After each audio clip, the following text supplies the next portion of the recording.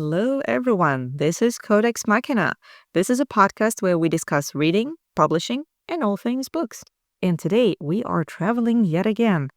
We're sort of going to have a lot of references to our first episode, and we're going to talk more about book fairs. But first things first, time to make some book history. Yes, we wanted to bring up this absolutely fascinating case with a publishing company called Unbound getting bought out and replaced by a company called Boundless, which is just silly, honestly. It's like if you're trying to say this is a different company, what a way to rename yourselves. But mostly the thing we wanted to bring up was the fact that when Boundless bought out Unbound, they don't believe they have any responsibility or obligation to pay out their authors royalties from when they were being published by Unbound. And I think it's a really fascinating case, honestly, simply because Disney tried to pull this shit a couple of years ago with acquiring all the Star Wars products and publishing. There was a bunch of tie-in novel authors who had to create a massive stink. And I honestly think that Disney only paid out some of these contracts because of the optics. The really most vocal person was on Twitter yelling about how he had cancer and couldn't afford his medical bills because of Disney saying they don't have any right or obligation to pay out royalties from. And now that Boundless is doing the same thing, I think, wow, these authors have quite a precedent in that somebody forced Disney to its knees to make them pay. How hard could it be to make this little company do the same thing? I don't know. I feel like a lot of companies in this case, they just really hope that people will not know that, will not feel like, oh, I do have agency as well. I can complain. I can, talk about it on social media. And definitely don't expect people to really be straightforward, brave enough, and confident enough to take up legal action against them.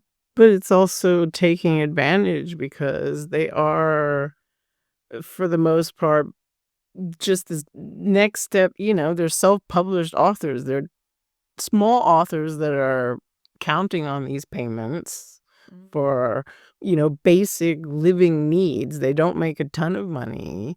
And so they also don't have the money for legal representation. And wasn't the case that was it Unbound? The reason this all started was because they had used the money for something else and then didn't have it for payout. Exactly, where they needed to pay back investors, like they had reached a point where they needed to do that and then Okay. or something like that. Or they used the money to pay the investors and couldn't pay the authors. I don't know. To me, like the reason behind it is not as important as like it's actually kind of same shit, different industry. Like a lot of employers either don't even know the labor law themselves or are counting on their employees not to know, with stuff like forcing people into overtime or stealing their tips. And like these are the kind of things that come up in a lot of different industries.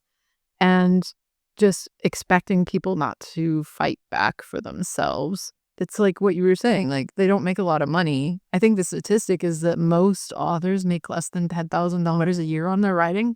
Like that's obviously not a livable wage. Of course, they have too much else going on in their lives to pursue this most of the time. Awful. It is, absolutely. And I was a little bit surprised, shocked, kind of wondering at the coincidental moment because I just submitted an article for publication in a magazine TXT from the University of Leiden, where I talked about two bookish podcasts. One of them, Backlisted, is an independent podcast.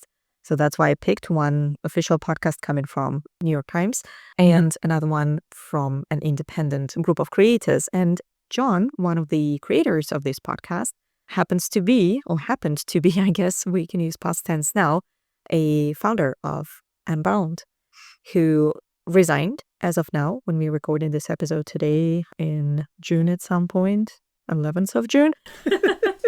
June at some point is good. On his time. I don't know if you, dear listeners, have listened to our previous episode. No, not previous. Actually, the episode that's going to come out next week, where at some point we say, well, we're recording this around Thanksgiving 2024. So time is irrelevant. It doesn't exist. It's fine. We're fine. But basically, yeah. So luckily for me, the article has not yet been set into layout. So I do have a chance to add a little bit of information about this Unbound, Boundless twist, mainly because even the podcast that is not directly connected to Unbound whatsoever, like they're not sponsored by it. However, Unbound seemed to be this credential that they could use to legitimize their own position in the book discussion or publishing discussions. At the same time, they kind of trying to distance themselves from it by sending a newsletter, little sort of message saying like, well, we are really sorry to hear this is happening, but it's not going to affect our podcast in any way. And we technically, I paraphrase this, have nothing to do with it. Yeah, so just an interesting and timely coincidence for me in my article. Well, at least you're not trying to publish it through Boundless. Yes, and I never will. Completely disrespectful behavior on their site. That's true. Like, it's not even that they can't, and like, yeah, sometimes businesses fail, and that sucks for everybody, but it's the way they're handling it and the way they're trying to make authors feel like there's something wrong with them for even asking for money that they're owed. You don't. It's respectful about it. Right. And, these authors are being very vocal on Twitter, so, you should get the chance to see what they're saying. Or maybe it's Blue Sky. I don't know. And, yeah, it's really shameless. Yeah, absolutely. Yeah, so we will keep our eyes and ears open, see how that situation develops, and maybe we'll hear more about that in one of our future Making Book History bits in episodes. Maybe. And in the meantime, we're gonna time travel yet again. I feel like that's all we do here. And we're gonna go to Thessaloniki a couple weeks ago. A month ago. Again, what is time? A month ago. But for sure, Thessaloniki. For the 2025 Book Fair, Thessaloniki Book Fair, which I think they're trying to do something that has the professional sheen of the Frankfurt Book Fair, but right now it's a pretty small fair. It seems to be very community related. It's open to the public. It's free. A lot of people come there for the purpose of buying books. This year, and I'm not sure about other years because this is kind of the first year I really knew they were doing presentations, but maybe they did before, but it's the first year they really offered a lot of that I noticed they offered a lot of content, presentations, discussions about the book market in Greece and translating, and their big theme was AI. So yeah, so of course we had to go because you may have noticed by now we have a bit of an obsession with talking about AI in the publishing industry on this podcast. Nat couldn't join us in Thessaloniki, but Laura and I were there. I liked what you said that they're trying to have the kind of professional quality that you see in Frankfurt, but much smaller scale. I actually was hugely impressed with the scale. It was much bigger than I expected. Yeah. We had multiple halls. There was usually 3 or 4 discussions going on the different stages at any given time. There was more content in English than I expected there to be. Yeah, I don't think it was at all to the scale of Frankfurt, but very impressive. It was easy to get around in a day and see everything once, but still. Yeah. I feel like that's actually an advantage of having like a scalable, event where people wouldn't feel like they're missing like 5 other different interesting panels at the same time. Right. And to me, that sounds more like you could actually interact with people more. You could have more in-depth conversations or even, kind of divide your attention and not run like a hamster in the wheel. Yeah. Yeah, I mean, that was mostly really nice because a lot of the English-speaking stuff was all kind of located in the same area, so you could easily go from one panel to the next without having to sprint for 20 minutes. But yeah, I mean, there was a couple of times where something that we had been looking forward to like got canceled and nobody said anything. Right. So And everyone's sitting there for 20 minutes. And ironically, it was one that was supposed to be someone from the Frankfurt Book Fair, one of their organizers, to come and talk about workshop kind of how can Greece do better when they're representing themselves at the Frankfurt Book Fair. So I thought it was a bit disappointing that that particular thing got kind of canceled with people sitting and waiting before we were told it wasn't going to happen. still, I mean, after all the walking around we were doing, 20 minutes was clear that it wasn't so bad. Yeah, because it took us a while to realize, oh, it's really past your time. Something's supposed to be happening. No, that was like a surprise. That was extra, a way to make people take breaks. Everybody hydrate. Wait. That is lovely. No, how about we follow sort of the same structure as every year? Same procedures every year. That's a German term. And let's think first about your personal highlights from this book fair. I mean, I think we're both going to have the same answer, which is going to be, well, there's two. There's the Estonian book stall, and there was the panel about translation and like women and non-binary representation and translation. Those two were, definitely highlights. Right. Let's maybe begin with the Estonian part of this. How did this happen? Did you just spot Estonian people in the crowd like totally? We saw the post. Yeah, that's the thing. We're walking down the halls, we're looking at things, and suddenly, these posters just pop out. They're in a comic format, and so naturally the color, the sharpness draws the eye in. But then you see that each one tells a different story about a book. Yeah, Estonian book history, essentially. And of course, we're going to beeline to that, That is Yes, pretty much. So, we look and we see the first poster is about what was apparently the first book printed in Estonia in 1525 that was burned on its way to Estonia as heretical material.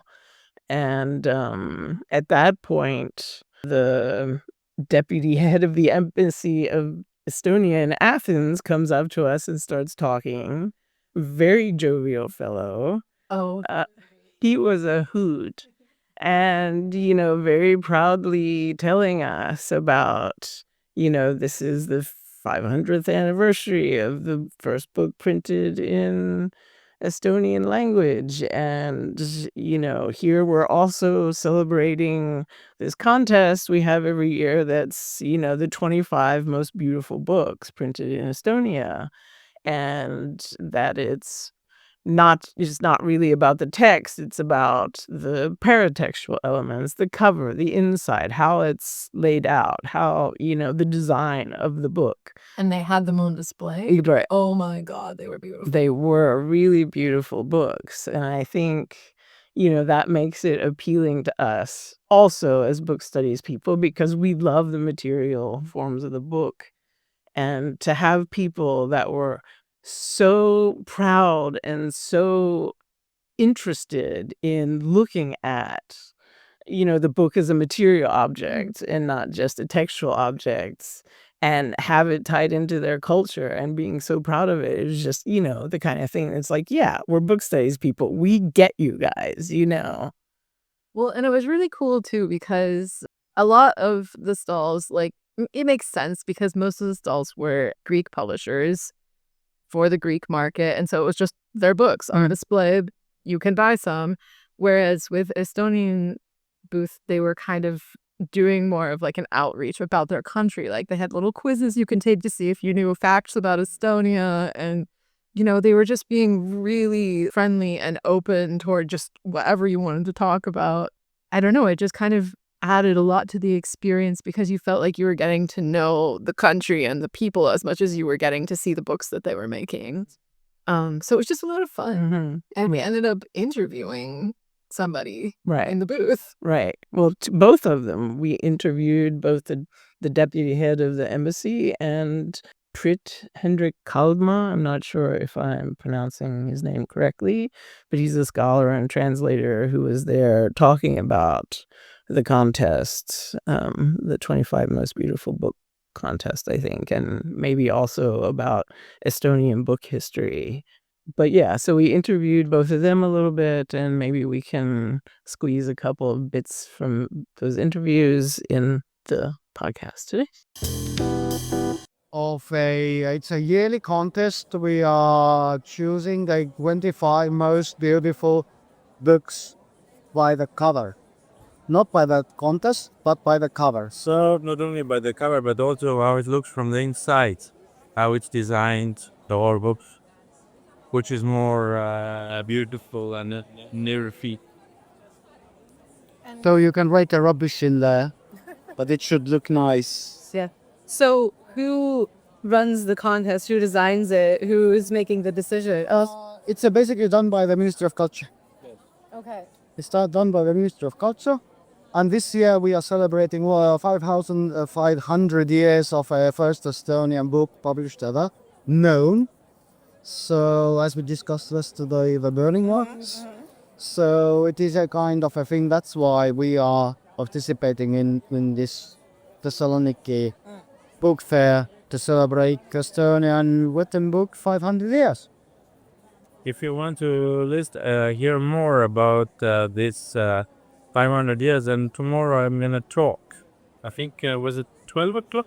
I have no idea when you are going to. So for 1 hour, I will speak up about this 500 years of Estonian book, which is actually pretty understandable to you in a part because Swedish also a Protestant country. Estonia, the only Baltic country being having Protestant heritage. There's only ex-Soviet countries books and heritage. And to make it very simple, Martin Luther, 1517, first missionary in Estonia. Pupil of Luther, 1523, and already in 1525, first Estonian language book registered. And what was the first Estonian language book? It was a catechism. A catechism.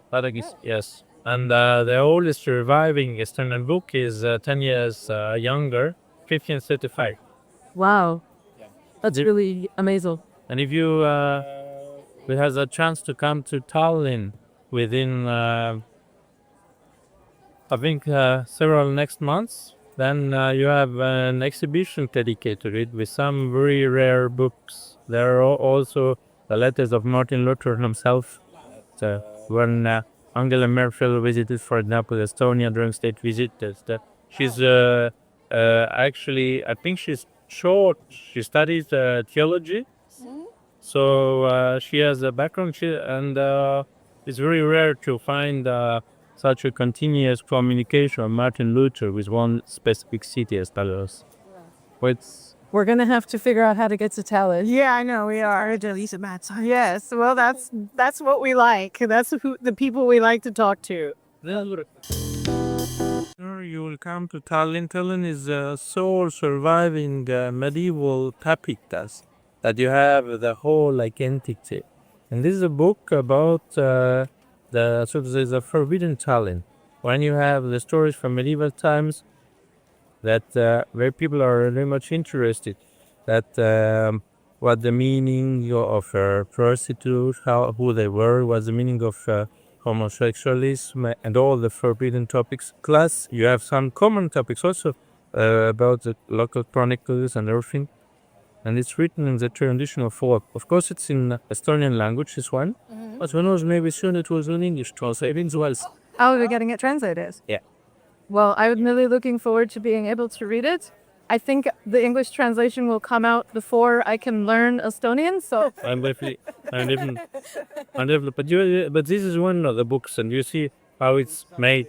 This is not, in a way, it's not maybe very practical, but you can test different methods. All the books don't have to be the same. Yes, that's so true. I mean, all the books that are on display are from different publishers, right? They're all trying new techniques.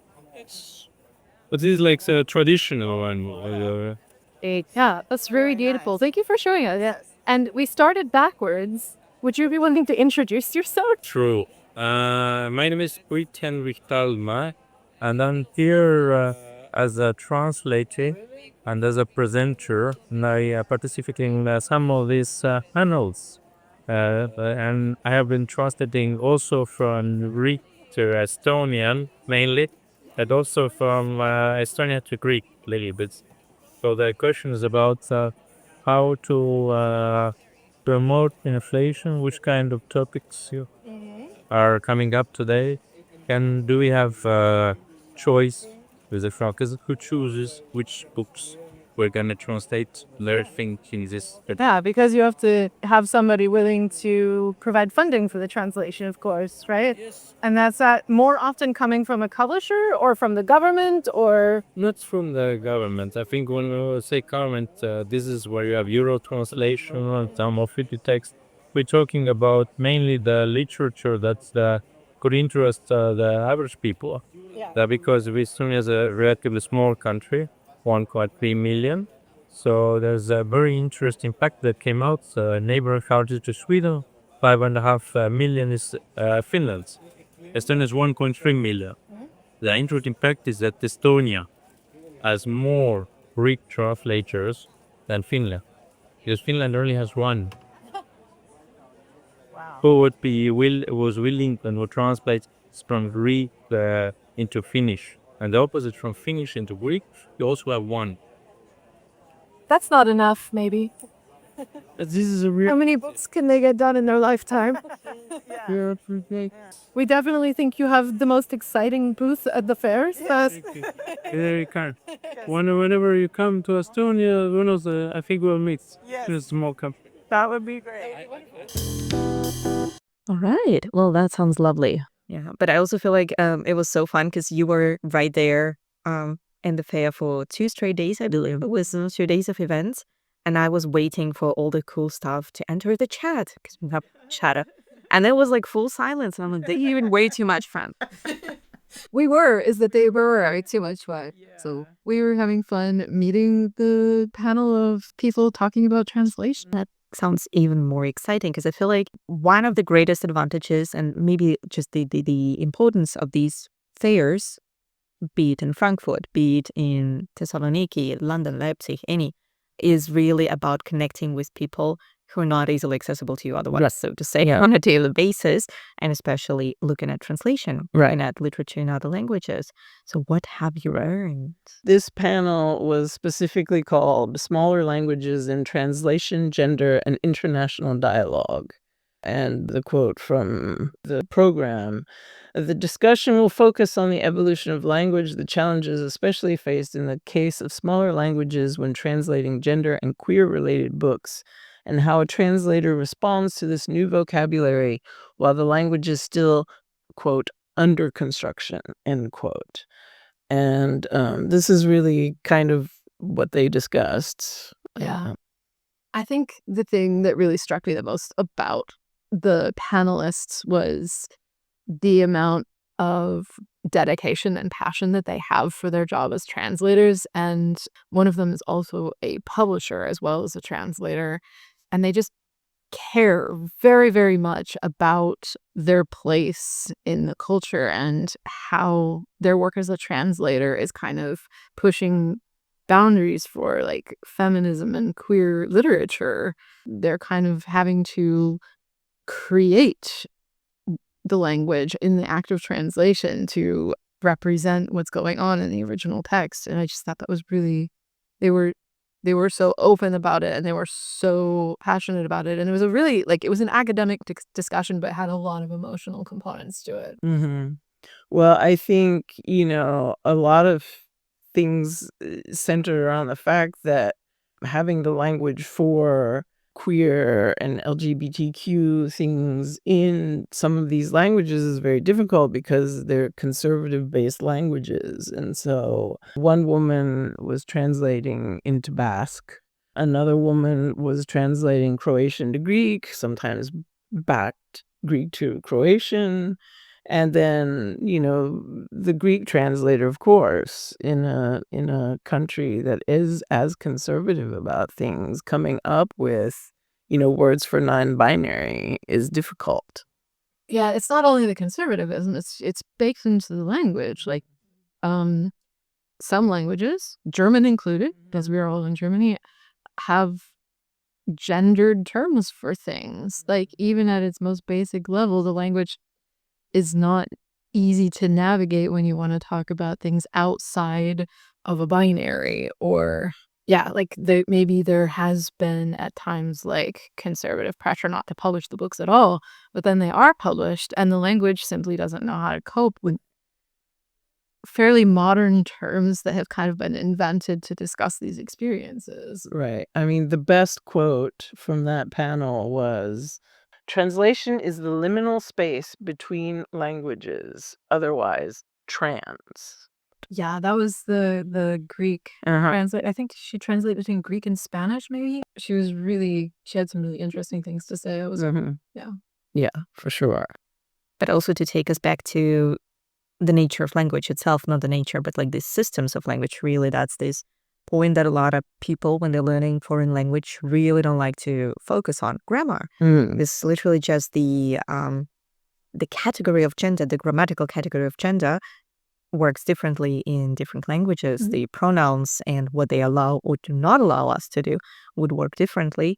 So for translators, it is really a lot of challenge to just linguistically translate or reformulate, maybe even in some cases, a lot of things in the topics of non-binary existence. Right. Even just generally gender at one. And a friend of mine recently raised the question of Ursula Le Guin's The Left Hand of Darkness. Oh, wow, yeah. Where she, again, like from the perspective of language, where she talks about these people and she still kept using he or she pronouns in the mouth of the narrator, basically, about them. So, and this friend of mine today was like, I mean, she doesn't really, through language, show this state of fluidity. And I was thinking, yes, maybe because at that time when The Left Hand of Darkness was published and written, language-wise, there were different instruments available to Ursula Le Guin than are to us today. So, and that's just an interesting and probably a never-ending debate what the best way to translate it. Well, I mean, I do think that Ursula Le Guin herself actually said something about that. Like, someone asked her why she used gendered terms. I've not been able to find the exact quote, but Ursula Le Guin did in fact express some regret and agreement with critics of her use of he as the default pronoun in Left Hand of Darkness at some point, which just kind of goes to show that even though she was trying really hard to, explore this idea of androgyny and kind of a queerness of gender, language has changed and will continue to change, and it's part of the goal and work of a translator to figure out how to represent, for example, Le Guin's work to people now as opposed to people at the time it was published in a way that kind of honors what she was trying to do. That's the other thing. Apparently, most translations into Basque are filtered through Spanish first. So I was introduced to the term bridge translations, which I had never, I knew it happened, but I never thought about it before. But so, already if you're filtering through one language, you're really having to recreate something like second generation. Well, we did say we were going to talk about our obsession, AI. With AI. Because we went to a panel that was a discussion about AI in the publishing industry. And there is absolutely no way that Laura and I aren't both about to get really pissy, so here we go.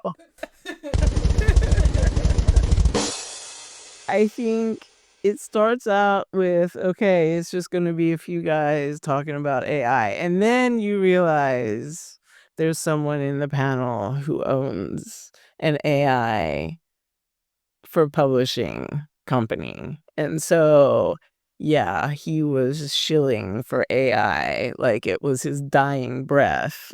I mean, the thing is, I think it's fine and maybe even responsible to have somebody who knows something about AI and works with AI on a panel about AI, right? But not this guy. But I mean, the problem that I had with it, and I'm gonna be so like measured and normal and not shouty. Good for you. Here we go. It was very self-contradictory, this panel. It wasn't only that guy. They were trying to pay lip service to this idea that they're thinking a lot about the ethics of it and where it fits into the industry, but it was very clear that they've all already adopted AI into their normal business practices. They expect everyone else to do so, that they don't see a problem with it. And so everything they were trying to say that was very placating to their audience was very transparent. And yeah, a couple of the things that they said, even within this short panel, completely contradicted each other from between the beginning and the end. And I thought, did you guys not prepare? Or do you just think that we're not noticing? Or do you not care? They forgot ChatGPT to structure the thoughts. Exactly. And when they start talking about, well, I've noticed, and I was trying to do some translations, and translations are really, they're pretty good. We can totally use AI for translating Greek. And I'm like, yeah, really? Okay, give that a try, why don't you? But also, we know that there's a study at the University of Mainz where they tried translating something and they ended up spending more time fixing the translation than they would have otherwise translating it themselves. Well, looking at this debate, especially in the context of like improvement of AI, it does improve in Thessalon quickly, and even the results we're getting from, let's say, ChatGPT, Claude, or whatever today are much better than those we were getting 6 months ago. So potentially in the future, there is, of course, a potential for development, better quality of translation. My problem with this kind of argument lies in what kind of translation have you tried it on? What kind of text was it? What genre? What stylistic? Yeah. I mean, it was such a crazy thing to hold up against this other panel about translators who do this work professionally, talking about how difficult it can be to best represent the original text and respect the original text in a certain way. And then you have these guys just being like, oh, well, whatever the AI spits out is probably good enough. Like going to those two panels in the same day was just kind of a mind blow. And I can imagine. But I'm just also thinking, like right now I'm reading David Foster Wallace's The Broom of the System. And while I'm reading, I keep constantly thinking, like, how would I translate that into Russian?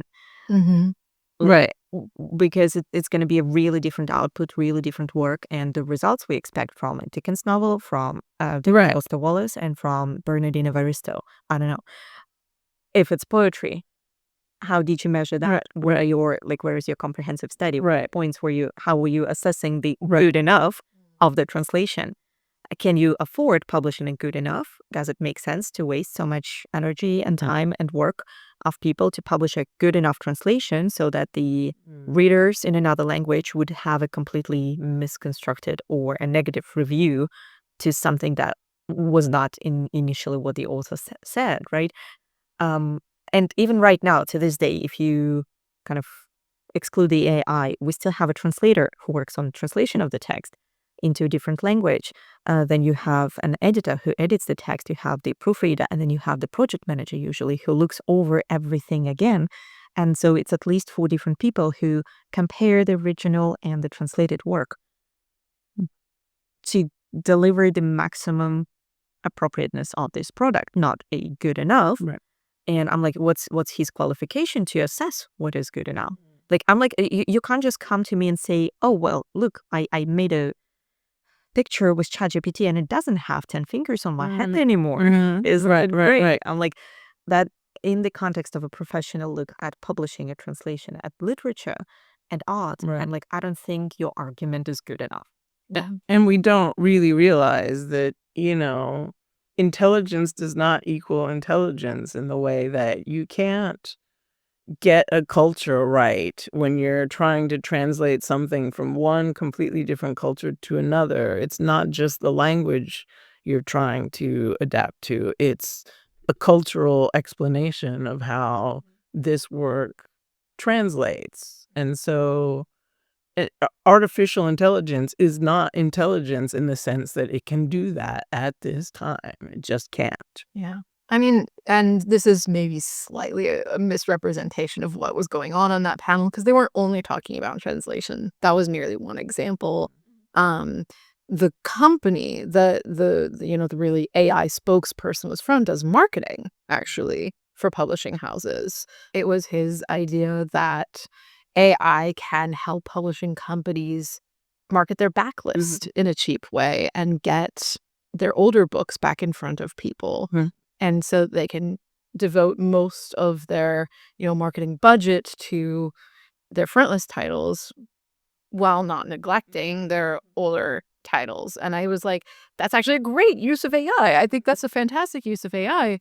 But the way the panel went and the way they talked about it made them seem very, very careless about these applications, and that they were really, again, just paying lip service and saying things we wanted to hear as the audience about that they've given these ethical considerations, when actually they don't really care. They're right.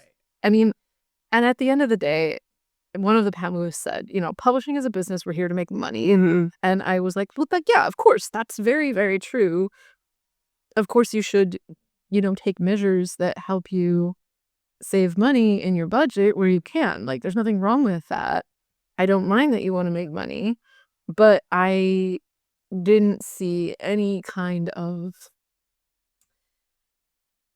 indication that they were thinking, oh, because then we can pay our employees and authors more. No, that's of course not what they were talking about.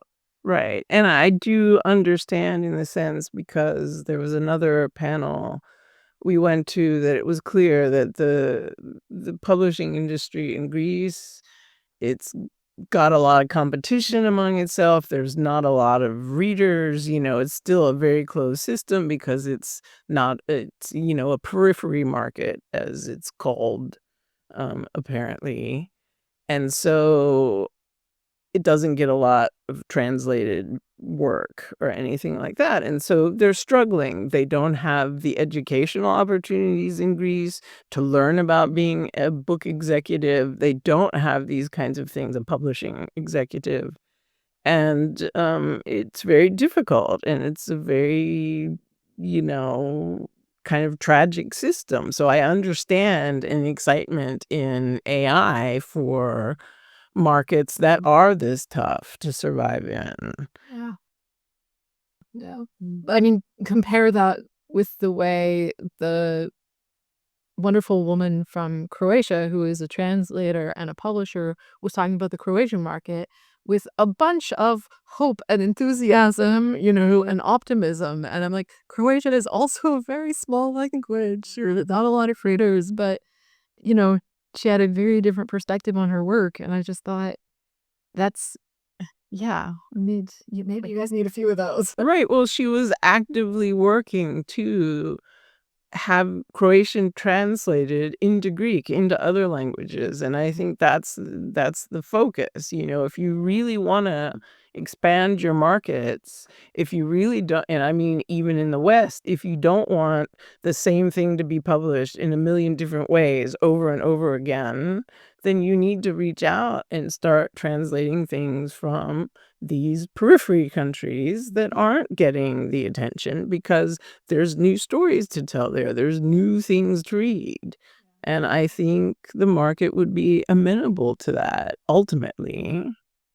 Well, and one of the things we learned from one of the panels was how much younger readers are picking up on that and realizing how much joy and interest there is to be had in reading translated literature. I think the statistic they quoted was 50% of readers of translated fiction are under 35. And I was like, Yeah. man, I really hope that number, like, you know, that those people who are under 35 continue reading translated fiction as they get older, and that number keeps steady. So we get all of the young readers, like the teenagers and the TikTok girlies, you know, coming up reading translated fiction as well, because, man, what a great way to, like, learn about somebody else's country. So maybe that's going to be our final message here. If you haven't done it yet today, go and pick up a translated book. Yes. We'll leave a couple of recommendations for some of our favorites in Mhm. the podcast notes. Yeah. Absolutely. Come by, leave your own recommendations on our social media. We're on Blue Sky. We are on Instagram. We do exist on TikTok, although I feel like it's one of those where I'm just like pretending to exist. So if we don't respond to your TikTok messages, dear listeners, don't give up on us. We just are not there often. Yeah. But we pretend to be everywhere. Probably we need some AI to do this for us. Yeah, maybe. I don't know. Don't say. Yeah, we can call him Fred and keep him in the closet. I don't know. Right, I got Bob. Bob. And that's going to be the skeleton that's in Yeah. their Yeah. yard. That is a really, like, a very inside joke. I feel like, no. I don't know what they're talking about, but thank you for sticking with us, and we'll see you next time. Bye. Bye.